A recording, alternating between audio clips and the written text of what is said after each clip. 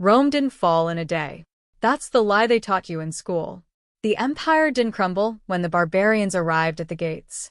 It had already been dying for decades, quietly, invisibly, in the coins passing through ordinary hands. By the time most Romans understood what was happening, it was over. Their savings were gone. Their land was someone else's. Their future had been stolen not by an invading army, but by the very system they trusted with everything they had. 70 million people lived inside Rome's borders at its peak. They built roads that lasted centuries. They engineered aqueducts that still stand. And in the span of a single generation, the economic foundation underneath all of it collapsed so completely that people were trading grain for medicine because coins had become worthless. But here's what the history books skim past. Some families came out of that collapse wealthier than they entered it. Not slightly wealthier. Enormously wealthier. They were positioned before the crisis deepened. Not because they had secret information, but because they understood something fundamental about what holds value when systems fail. To understand what survived, you first have to understand the mechanism of destruction. The denarius was Rome's silver coin, the economic heartbeat of an empire stretching from Scotland to Syria. Under Emperor Augustus, it was nearly 95% pure silver.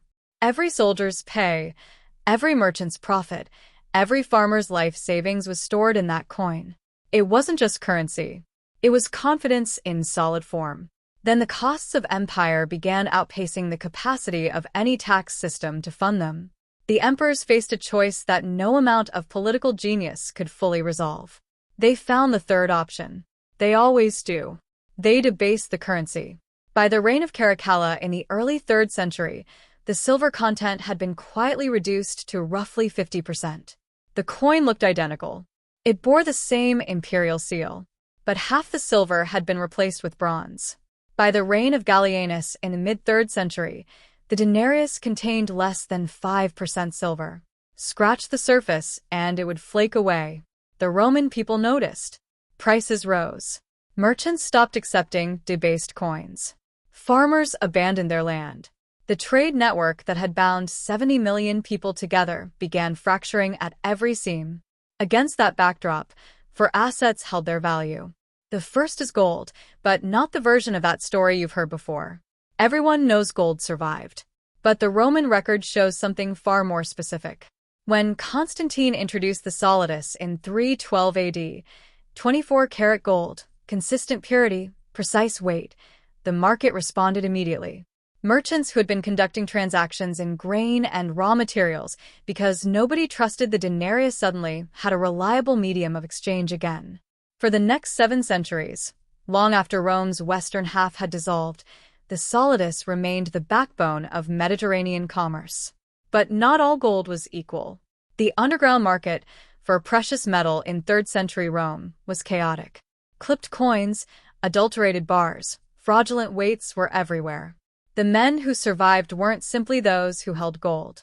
They were those who held gold that could be independently verified, weighed, tested, trusted by a counterparty without needing any institution to guarantee it.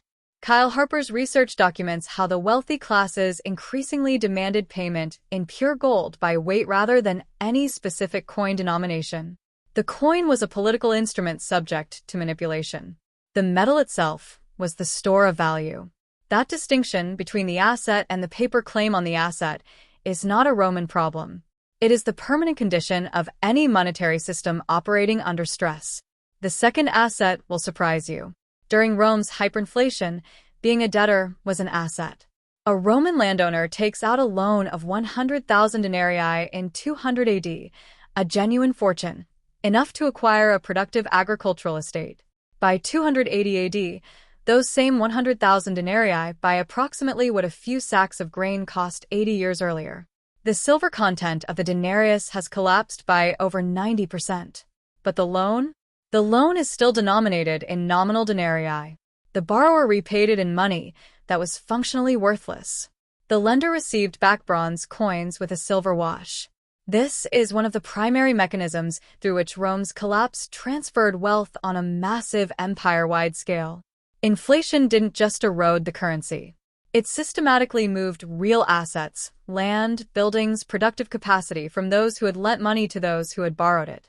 Peter Heather's analysis shows the great landed families maintained extraordinary economic power even through the empire's final collapse.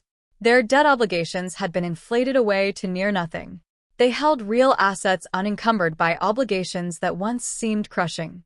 The Weimar hyperinflation of 1923 produced the identical dynamic. German industrialists who had borrowed heavily paid off loans in marks worth less than the paper they were printed on. Their creditors were annihilated. Inflation is not simply a tax. It is a wealth transfer mechanism, and its direction has always run the same way. The third asset is land, but not simply land. Rome at its height was a deeply interconnected economy. Spanish olive oil shipped to Britain, Egyptian grain feeding the capital, Syrian goods moving through every corner of the empire. That complexity created an illusion that land's value was inherent, that owning farmland meant security regardless of what happened to the systems surrounding it. That illusion died in the 3rd century along with the trade networks that had made the land economically meaningful. A landowner whose estate depended on that trade network, who grew cash crops for export, who relied on imported tools, who needed urban markets to sell surplus, found himself stranded when the network stopped functioning. His land was still there. Its economic function was gone. The estates that survived were built on an entirely different logic. The self-sufficient villa wasn't simply a farm. It was a closed-loop economy.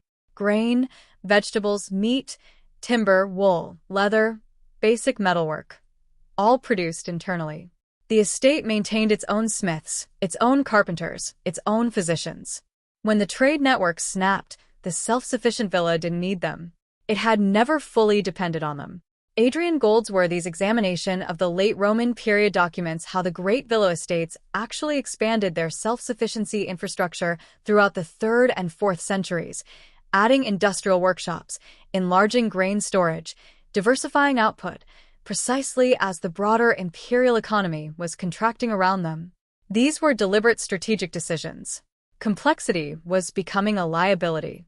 Self-sufficiency was the only hedge that couldn't be inflated away. And the self-sufficient estate didn't just survive economically. It became a center of local political authority as the state withdrew. When Roman tax collectors stopped appearing, when the legions disbanded, when local administration collapsed, the large villa owner filled the vacuum. He provided security. He provided food. He became functionally a local sovereign.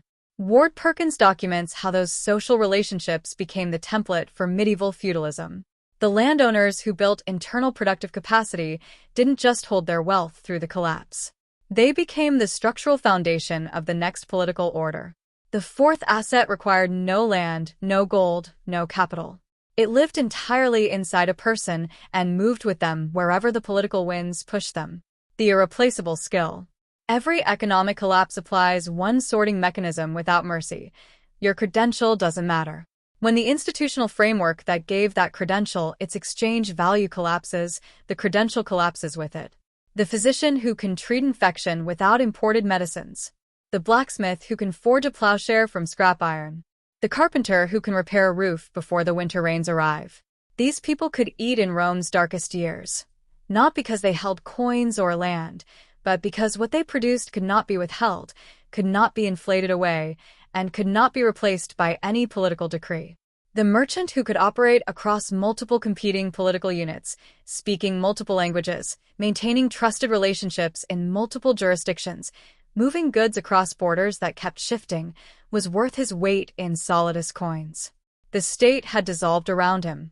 His economic function had not. But the Roman lawyers whose courts ceased to function, the imperial administrators whose treasury went bankrupt, the military officers of an army that disbanded, they struggled. Because your value in a failing system is only as durable as the system itself.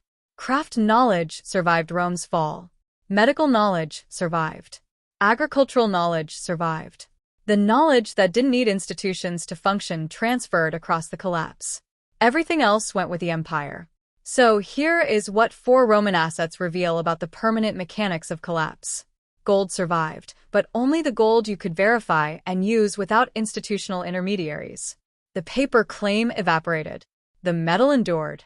Debt in collapsing currency survived, as a hidden transfer mechanism moving real wealth from lenders to borrowers through inflation. That direction has never reversed in any currency collapse in recorded history. Self-sufficient land survived, but only the land that had deliberately severed its dependence on surrounding complexity. And irreplaceable skills survived, portable knowledge that no collapse can confiscate, no inflation can erode, no invading king can make obsolete. Every modern financial system is more complex than Rome at its height.